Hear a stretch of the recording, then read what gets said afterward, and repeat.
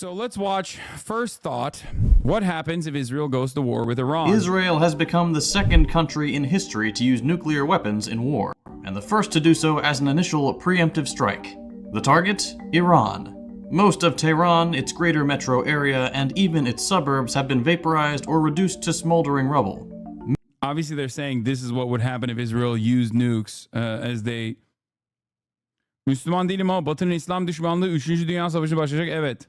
Millions are dead, millions more are being exposed to lethal doses of radiation, and still more are suffering life-threatening burns. Israel's only remaining ally, the United States, continues to stand by Israel's preemptive nuclear strike.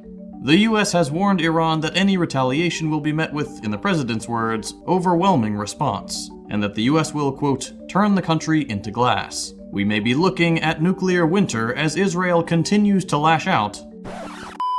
Okay, obviously this isn't happening right now, at time of recording. But this scenario isn't as far-fetched as you might think. A 2013 study set out to understand the medical consequences of a nuclear exchange between Iran and Israel in the near future, with a focus on the distribution of casualties in urban environments. Academics have been taking this scenario seriously for over a decade. Oh shit, new IDF tweet. Approximately 40 launches were identified crossing the Lebanese territory, some of which were intercepted. The IDF aerial defense array successfully intercepted 2 Hezbollah explosive UAVs that crossed from Lebanon into Israeli territory earlier this evening. I mean, this is earlier in the day, but I don't know if... I mean, that's from Hezbollah. That's different. It's not direct from Iran. And as the genocide in Gaza continues, it's now abundantly clear that Israel is the nation most likely to initiate a full-scale nuclear or conventional war in the region. Let's explore the consequences of a war between Israel, Iran, and their respective allies. Before we answer that, we'd like to take a quick moment to thank this episode's sponsor, Aura. It's not just... You said you'd still stream if nukes were flying. Are you still up for that with us? Yes. Yes, I will spend most likely my very last moments, unless my internet is shut down by my fucking stupid ass ISP. If nuclear holocaust was happening, I'd probably spend the last moments here doing this. And many of you would be watching. Can we do unban all? Yeah. Academics evaluating the potential consequences of a war between Iran and Israel. The United States Department of Defense conducts virtual and live war games to plan for any number of scenarios, and a war with Iran was simulated in 2002 in an exercise dubbed the Millennium Challenge. The results were interesting to say the least. The Pentagon asked retired Marine Corps General Paul Van Riper to command the Iranian or Red Forces due to his reputation for unorthodox thinking. Faced with the imminent preemptive US attack, Van Riper decided to go on the offensive as soon as US forces, including 2 aircraft carriers, 6 amphibious ships, and... That's true. Maybe just ban Megaphonics during the nuclear holocaust. No more Elon Pose. Megaphonics would spend his last moments on Earth still sending me what Elon Musk had to say about the nuclear holocaust. He'd be like, look at this idiot. He doesn't think it's going to happen. Elon just tweeted that the nuclear holocaust is definitely not happening and it's fake news. Look at this dumbass. We're all about to die. That's literally what he would do. And their combined escorts bore down on him. Van Riper actually wanted to win the exercise, which is an accurate portrayal of Iranian leaders, and therefore refused to let the American preemptive strike succeed. Van Riper managed to sink the entire fleet, including the Marine Landing Force. The exercise was effectively over as soon as it began. Following this Wait, why is one of the most popular Twitch streamers a terrorist supporter? Bro, Technotapas, you just got banned, and I'm going to unban you real quick, because I need you to understand something. I have not defended the terrorist state of Israel. I have not defended the terrorist state of the United States of America. Thank you for also saying that I'm one of the most popular Twitch streamers, because that is still true, despite what my haters say. Techno Tapas is the most Israeli username I've ever heard. Yeah, I know. That's pretty funny. But thank you for letting me have an opinion. Of course, you are welcome to have the wrong opinion. You defended the right to a fair trial yesterday, you fucking liar. The demise of the American empire is causing a lot of freaks to call off from under the trash they live in, huh? No, I think that person is just like spitballing in the chat because he thinks he can quote-unquote trigger me. Humiliating defeat, the US brass instructed Van Riper that he Bro, this is the most classic Millennium Challenge memes. Like, what do you mean, go back on it? I've talked about it a million times over. If you are even remotely interested in like America versus Iran, you probably heard this a million times over. Again, yes, Millennium Challenge. They fucking owned the Iranian forces owned the American Navy so hard that they had to literally put fucking the Iranian forces on handicaps and then run the simulation again. They could not shoot down the aircraft flying cover missions for their ground forces, that their offensive weapons weren't allowed to be hidden, and that they couldn't use chemical warfare against the blue team's paratroopers. Van Riper was so disgusted with how controllers were running the exercise, tying the hands of his red team to ensure blue won, that he sat the rest of it out. With these remarkable handicaps in place, the US succeeded in destroying Iran's military capabilities. The exercise demonstrated that the US was inflexible and wasn't able to think quickly in response to the offensive response to the preemptive attack, and that this would not serve the US well in an actual conflict. This simulation, as well as the resistance strike on Israel on October 7th, shows that no matter how much sophisticated technology your military utilizes, innovative warfare combined with adaptability can be just as lethal. Since even the arrogant US recognizes that Iran is a formidable force, let's examine their military industry from its early days till today as it continues to thrive despite heavy sanctions. Iran's defense apparatus began with the establishment of Iran Electronics Industries, or IEI, in 1973. In the decades since, IEI, focused on developing the country's military capabilities, has created many high-quality, homegrown weapons. Examples include the Akbar 7.62mm Gatling gun, capable of firing 4,000 to 6,000 rounds per minute, as well as the Arman I love the Second Thought boys doing, I love JT doing like Os and Andy shit, but for Iran. Ballistic missile system, which can simultaneously engage 6 targets from up to 180 kilometers away. There's also the Fatah, a hypersonic ballistic missile with a range of 1,400 kilometers and a top speed of Mach 15, a staggering 5.1 kilometers per second. Since speeds that high are difficult to comprehend, it would be like flying from the Pentagon to the White House in 1 second, or crossing the Strait of Dover, 32 kilometers or 20 miles wide, in just 6 seconds. As if this isn't impressive enough, remember, all of this is being accomplished under a severe sanctions regime. However, these are the accomplishments of just one company. Iran possesses the largest inventory of missiles in West Asia, with a significant number being ballistic missiles specifically. Clearly, this hasn't been accomplished through the efforts of a single company. As a whole, Iran's defense ministry is focused on developing and stockpiling missile systems, naval platforms, assorted weapons, and air defenses while revitalizing its aging air and ground capabilities. It's geared towards supporting Iran's overall military strategy, which is centered around deterrence and retaliatory capabilities, utilizing unconventional warfare operations and a network of militant partners and proxies. But how is it pulling all this off under the suffocating sanctions regime?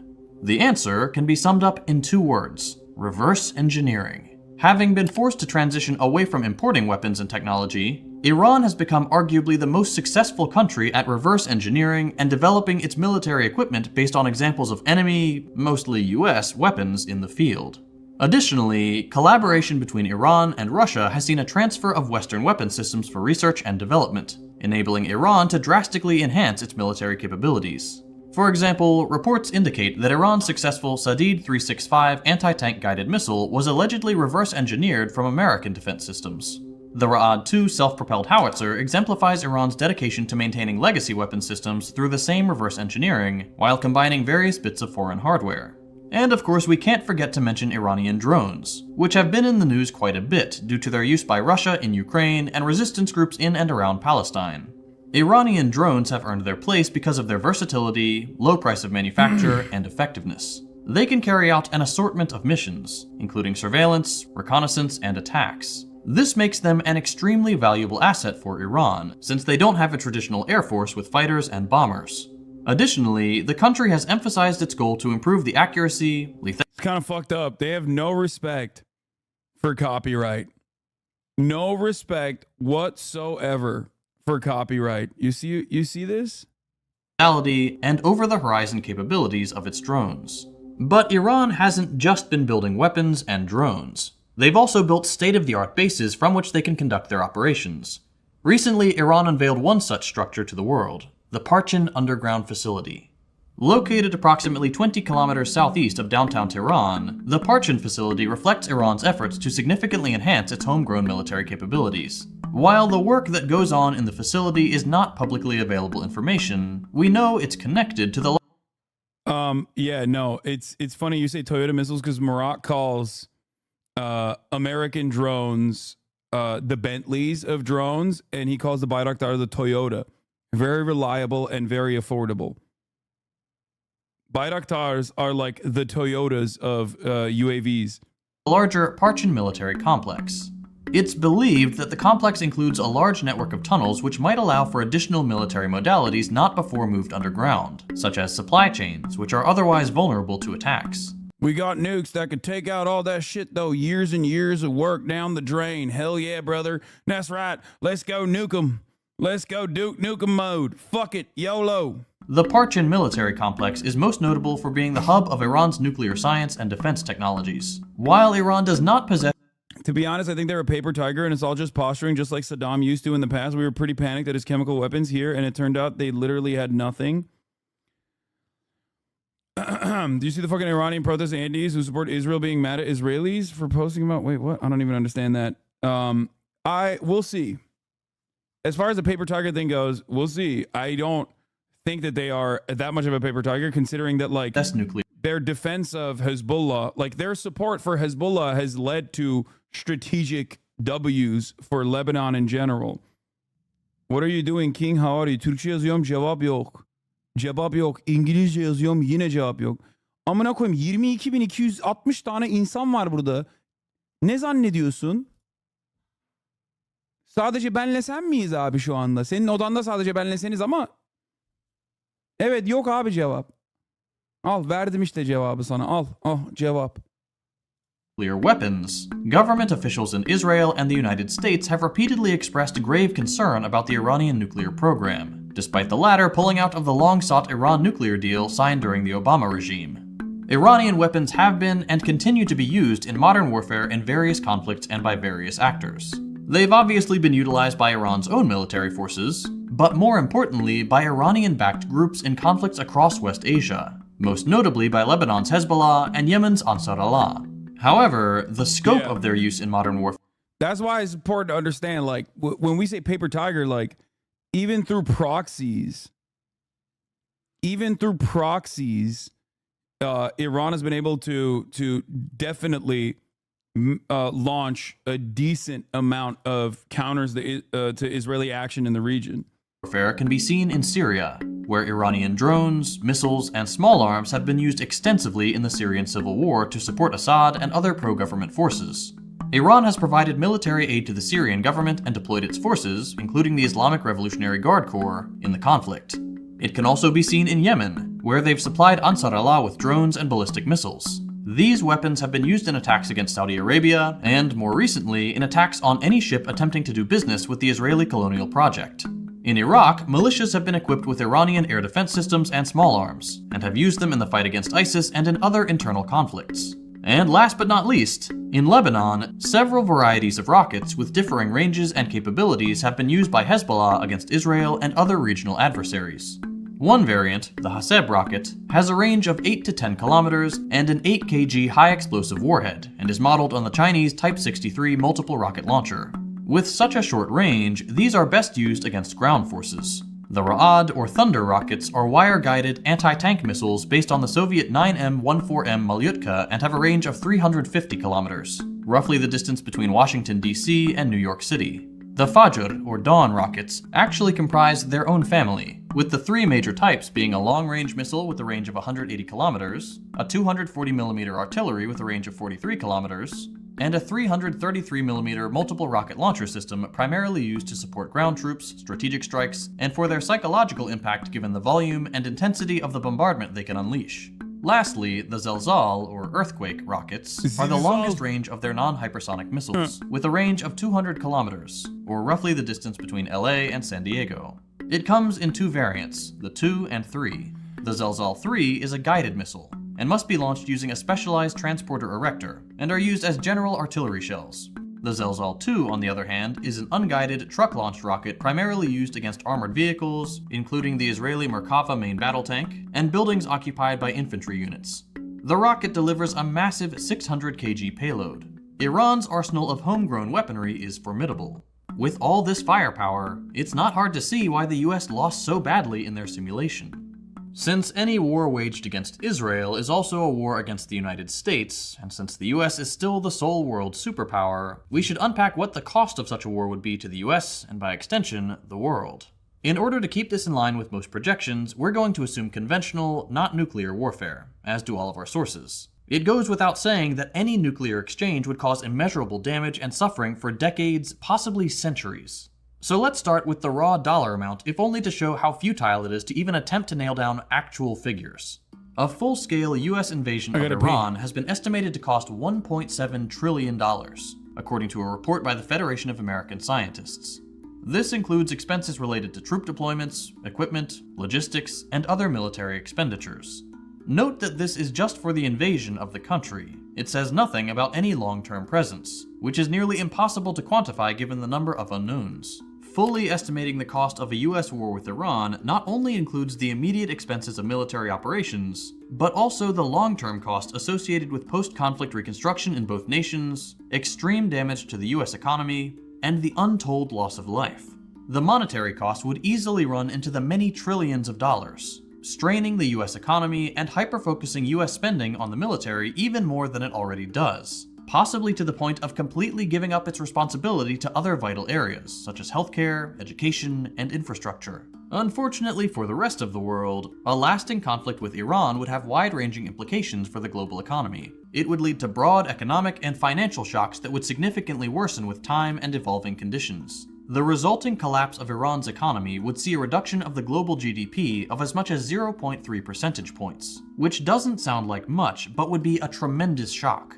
A prolonged conflict would create unprecedented uncertainty in global financial markets, leading to increased volatility in stock prices, exchange rates, and commodity markets. This uncertainty would shake investor and consumer confidence to the core. This is why I said time and time again, this is why I keep saying time and time again, and I will continue repeating this throughout this weekend most likely, that there is a limit to the chaos from the perspective of capital owners. All the way until the tipping point, capital owners will make money. Okay? But beyond that tipping point lies too much chaos and too much volatility where the systems collapse. And there is no more money to be made.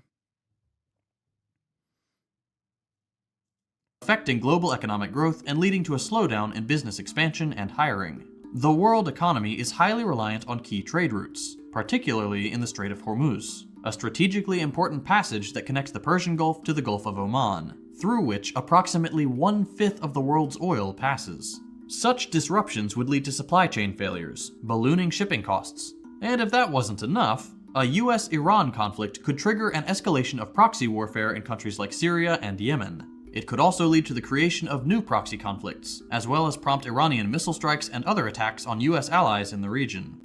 The economic impact of a conflict with Iran would extend beyond direct financial costs. It would lead to the deaths of an untold number of innocent people, trade agreements would be destroyed, and global geopolitical dynamics would be unrecognizable. If you're a US citizen, you may well ask, what could we get instead of a costly, unnecessary war with Iran? Well, we're glad you asked. According to a study by the Political Economy Research Institute, Medicare for All would cost approximately $37.8 trillion between 2017 and 2026. That would be approximately $3.78 trillion per year. While that is a lot, you could get 3 invasions of Iran for that. Consider this. In 2021, US citizens spent $4.3 trillion, or $12,914 per capita, on healthcare which doesn't cover everyone and severely underinsures most of the rest. In fact, you could add free college, which would only cost a comparatively tiny $680 billion per year, and still spend less money than Americans spent on healthcare in 2021. That is obscene.